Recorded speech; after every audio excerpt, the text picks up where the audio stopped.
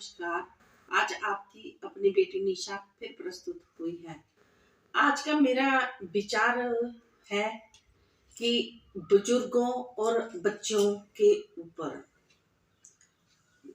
आजकल बुजुर्ग कहते हैं कि बहुएं हमारी सेवा नहीं करती और बहुएं कोर्ट केस कर देती हैं और हमारे बेटों के ऊपर केस करके और तलाक लेकर जेल तक पहुंचा देती हैं। तो बहू वो लाओ जिसने जिसकी माँ ने मतलब जिसकी माँ ने अपने सास ससुर की सेवा की, या फिर तो कहने वाले लड़की वाले भी बोल सकते, लड़की वाले को बोल रहे हैं, लड़के वाले तो ऐसे तो लड़की वाले भी बोल सकते हैं लड़कों वालों को कि जिसने अपनी पत्नी की मान इज्जत की हो सभा में, या उसकी हर बात का ध्यान रखा हो, जिसको शादी करके लेके गया है, तो उसके बाप ने अगर अपनी पत्नी की इज्जत की है तो उसके साथ शादी करो। ऐसे तो शादियां होंगी ही नहीं। मेरा मानना है कुछ बच्चों को भी अपने लेवल के ऊपर आना चाहिए, तो कुछ बुजुर्गों को भी अपने लेवल के ऊपर आना चाहिए। ऐसा नहीं कि बुजुर्ग कहें कि हम बहुत बड़े हैं और बच्चे कहें कि हम बहुत ही समझदार हैं। बच्चों को भी चाहिए कि बुजुर्ग ऐसे नहीं हुए, उन्होंने इतनी लाइफ लगाई है। अगर बच्चे बुजुर्गों में बैठकर बातचीत करें, उनकी अच्छे और बुरे की बातों को सुने और जो अच्छी बातें हैं उनको ग्रहण करें, बुरी को छोड़ दें। आजकल बच्चे ऐसे हैं कि गलत बातों को जल्दी से कैच करते हैं बंदर की तरह, और जो सही बातें होती हैं उनको त्याग देते हैं। तो बुजुर्ग भी ऐसे हो चुके हैं कि वह अकेला रहना पसंद करते हैं, अपने बच्चों के साथ रहना पसंद नहीं करते।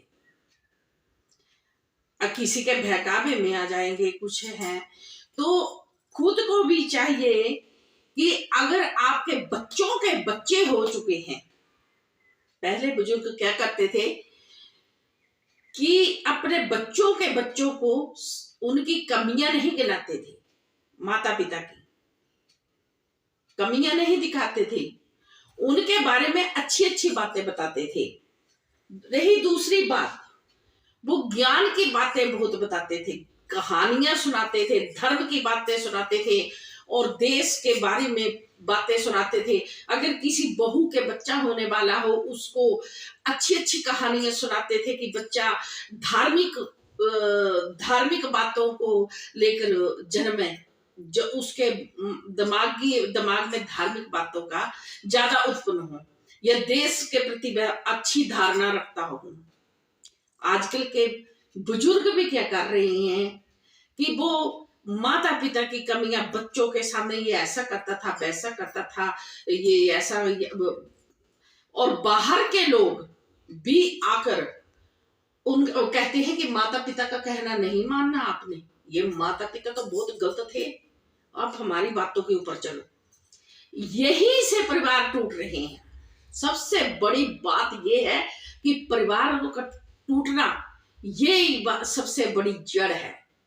अगर बच्चे तो अनजान होते हैं, बच्चों को हम जहां पर ले जाएंगे बच्चे वहीं चले जाएंगे। जैसे कहते हैं कि दूध बेचने वाला गया था तो दूध का पैसा बाहर गया था और पानी का पैसा बाहर गया था। और एक ऐसी बात है कि जिस इंसान के साथ आपकी बातचीत हुई है, जैसे बड़े बुजुर्ग चले गए, माता पिता चले गए, मानो माता पिता के ऊपर, एक दूसरे के ऊपर आप क्यों कमेंट कस रहे हो बड़े बुजुर्ग होकर कि वो ऐसा कर रहा है, वो ऐसा करे, उसकी माँ ने सेवा की है, उसके बाप ने सेवा की है। भैया उनके साथ भी कुछ ऐसी यात्राएं हुई होंगी, तभी उन्होंने सेवा नहीं की, या करवाने आने के ऊपर भी डिपेंड है कुछ बातें कि क्या करवानी है, सेवा की नहीं करवानी है, कि छोटे से करवानी है कि गमले से करवानी है कि बड़े से करवानी है, किसके साथ ज्यादा लगाव है। माता पिता भी ऐसा कर जाते हैं।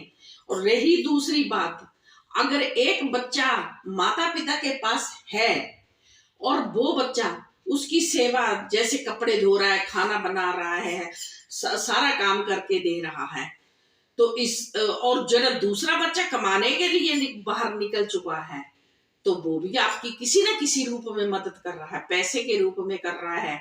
या जो भाई बहन छोड़े हैं कि माता पिता की सेवा करना, वो उसको पैसे से मदद कर रहा है, तो क्या वह बड़े बुजुर्गों और रिश्तेदारों और पड़ोसियों को नहीं दिखता, गांव वालों को नहीं दिखता? किसी के घर में इंटरफेयर करना कितनी आसान बात हो चुकी है इस कलयुग में, क्या वो नहीं दिखता? हर कोई अपने माता पिता का बुरा नहीं चाहता, बच्चे भी माता पिता का बुरा नहीं चाहते, और माता पिता भी बच्चों का बुरा नहीं चाहते। ये जो तीसरे जो है पंपबाजी का, स्टोप में पंप जब तक फट नहीं गया स्टोप, तब तक पंप भरते रहेंगे। ये जब बड़े बुजुर्ग ये बात जान जाएंगे, तब उनको पता चलेगा कि ये किसी तीसरे की करतूत है, कि जमीन जायदाद और प्रॉपर्टी आपकी उनको नहीं मिली है, तो वह आपका दिया हुआ आपके बच्चों को लुटा रही है, या आपके माता पिता का आपको लुटा रही है, आपके बच्चों को लुटा रही है। तो ये कहाँ की बड़ी बात है कि बड़े बुजुर्ग क्यों कहते हैं, बड़े बुजुर्ग कि वह अपने भाई बहनों जो इस दुनिया में रहे नहीं, वो चले गए, उनके बच्चों से बदला ले। मासी, ताया, चाचा, मामा, फूफा, तो क्या प्रॉपर्टी और जायदाद के लिए वह उसके बच्चों को आगे करे? मुझे तो ये बात अच्छी नहीं लगी। भैया, बोलना बहुत आसान है कि उसकी माँ ने उसके अपने सास ससुर की सेवा की कि नहीं की, उसके बाप ने अपने माता पिता की सेवा की कि नहीं की। ये ताली भैया दोनों हाथ से बजती है, किसने सेवा किससे करवानी है, ये कुछ अपने अपने ऊपर भी डिपेंड है, कुछ बच्चों के ऊपर डिपेंड है, कुछ उस भगवान के ऊपर डिपेंड है कि किसने किसकी मदद करनी है और किसके हाथों से होनी है। और जिंदगी मौत भी भगवान ने अपने हाथ में रखी है, किसके हाथ से पानी पीना है। जिसको कभी आपने देखा होगा पूरी लाइफ में, आप दुत्कारते रहते हो, मैंने आपका पानी भी नहीं पीना, मैंने आपके घर का वो भी नहीं करना, किसी टाइम किसी वक्त वही इंसान आपके मुंह में पानी डालता है। ये सब भगवान के ऊपर लिखा गया है, किसने आपका क्या करना है, किसके आपके हाथ से किसी को गंगा जल जाना है, किसी के हाथ से आप भगवान की आपके घर में पूजा उपासना होनी है, किसके हाथ से शुभ काम होना है और किसी के अशुभ। और हर कोई चाहता है अपने माता पिता को, कोई बुरा नहीं चाहता, माता पिता को कोई बुरा नहीं चाहता, बच्चा भी नहीं चाहता, लगाव होता है, अंदर से लगाव होता है, ना बच्चा चाहता है ना माता पिता चाहते हैं। परंतु ये जो है ना तीसरी पार्टी, वो माता पिता को भी जीने नहीं देती और बच्चों को भी नहीं जीने नहीं देती। परंतु ये बात जब वह चक्र में बोलते हैं ना कि अभिमन्यु ऐसे नहीं मरा था, उसको चक्रव्यूह में लेकर मारा गया था। अभिमन्यु ने माँ के पेट में एक बढ़ने की बात सीखी थी, बाहर निकलने की बात नहीं सीखी थी, तब वह मारा गया था। इसलिए कहते हैं कि ये चक्रव्यूह को समझने की महाभारत काल से शुरू चली आ रही है। तो सारा दोष लड़कियों के माता पिता को ही मत दो, जिन्होंने अपने परिवार का अंश आपको दिया है और जेबरात और दहेज दिया है, और फिर भी आप पूरा परिवार हो और वह एक लड़की आपको तंग कर रही है। वारी, अगर लड़की भी तंग कर रही है, उसके परिवार वाले भी आपको तंग करवा रहे हैं, माना कि कुछ बच्चे भी बहुत गलत हो जाते हैं कि माना कि अपने बड़े बुजुर्गों का फायदा उठाने स्टार्ट कर देते हैं, माना तो गलती उनकी। बोलते कैमरे में इंसान का कैमरा भी कम रिकॉर्ड होता है, भगवान का कैमरा सबसे जल्दी रिकॉर्ड होता है। तो जो वह फसल बीजेंगे उनको आज नहीं तो कल वो भी काटने पड़ेगी। अगर वो कहते हैं ना कि दे दिया तो वह शहद बराबर, मांग लिया वह दूध बराबर, और छीन के खा लिया वह जहर बराबर। तो अगर वह अच्छी फसल कनक बीजेंगे, अच्छे लाएंगे तो वह अंदर बैठ के खाएंगे। अगर वह बुरा करेंगे आपके साथ तो झेल लो, सोच लो कि भगवान की मर्जी है, परंतु ऐसा ना हो कि वो भी उनको भी रोना पड़े। तो ऐसा है मेरे भाई बहनों, कभी किसी की बातों में ना आकर, और बुजुर्गों से मैं यही चाहती हूँ कि अगर कोई बच्चा आपको अपना बच्चा दे रहा है कि इसको खिलाओ, इसको कहानियां सुनाओ, तब तो सही है, तब तो ठीक है। अगर वह आपके पास नहीं देना चाहता तो कोई बड़ी जरूरी भी नहीं है। आगे नहीं रहते थे, कोई बड़ा जरूरी भी नहीं है। अगर वह आपको इम्पोर्टेंट देता है, बड़े बुजुर्गों की आपकी सेवा करता है, वह आपके तरफ अच्छा ध्यान देता है, तो वह उसकी ईमानदारी है दर्शाता है। और वह अपने हृदय से और हृदय से किया गई सेवा वही सेवा भाव होता है। जो ऊपर से दी गई सेवा वो असली जबरदस्ती की सेवा नहीं करवानी चाहिए। हमें बड़े बुजुर्गों को ये जान लेना चाहिए, हम भी होंगे, ऐसी बात नहीं है। बड़े बुजुर्गों को नहीं चाहिए कि अगर कोई आपकी सेवा मन से कर रहा है तो करवा लो, खुशी से करवा लो, तो खाओ पियो ऐस करो मित्रों, परंतु दिल किसी का दुखायो ना। अगर नहीं करना चाहता तो कोई बात नहीं बच्चा, तुम खुश रहो, हम बूढ़ा बूढ़ी कर लेंगे। आगे भी तो किया है, आगे जब तक जिंदा है तब तक कर लेंगे। मैंने कई बड़े बुजुर्ग देखे हैं अपने घरों में, खुद कमाते, जिनके बच्चे नहीं है, लड़के हैं वे बहुएं लेकर चले गए हैं, लड़कियां हैं लड़कियों को जवाई लेकर चले गए हैं। तो कुछ कईयों के तो लड़कियां ही हैं, कईयों के बच्चे नहीं है, वे भी तो रह रही है।